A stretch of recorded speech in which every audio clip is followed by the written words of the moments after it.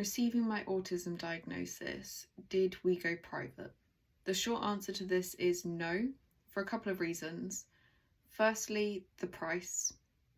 It is very expensive to get a private autism diagnosis, and I couldn't afford to. Next reason is we had a really long discussion about what the autism diagnosis would bring, and we decided really quickly that the biggest thing that it would do is tell us for definite whether or not I was autistic. We already suspected that I was autistic. So we sort of said, well, if we just adapt what we're doing based on the fact that we think that I'm autistic, then nothing much will change whether or not a consultant says, yes, you're autistic or not, because the things that I've always found difficult, and the things we could do to improve those things, we were still going to do, and we were still doing anyway. For example, making plans, understanding my sensory differences, and things like that. So we realised that whether or not I had it in black and white writing from a consultant psychiatrist kind of became immaterial, because it was more about how I felt and how I was understanding myself. And so whilst the diagnosis was important, the identification of being autistic was almost more important. And we made reasonable adjustments based on suspecting being autistic at that point.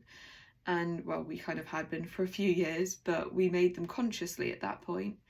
And so a couple of years down the line, when I got my autism diagnosis, not a lot changed, because we already made the adaptations, and I generally was doing so much better from an autistic perspective because we had made those adjustments.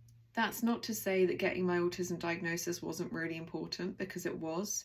And for me, it was really important to have it written down in black and white. But by that point, I had already realised that, yeah, I was autistic. The people around me that I'd spoken to about it, they'd all say, yes, we really do think you're autistic. So not a lot actually changed after I got my diagnosis, but for me, it did help to have it confirmed. That's not to say that getting a private assessment is the right or wrong thing to do. Everyone's situations are going to be different. The way you feel about an autism diagnosis and whether or not you feel it's really, really important to have it from a consultant psychiatrist, or if you feel able to make the adaptations before you have an assessment. There are so many factors that can influence whether or not someone can go privately or not. For me, the cost was, the thing that I couldn't get around. So it's not saying that there's a right or wrong.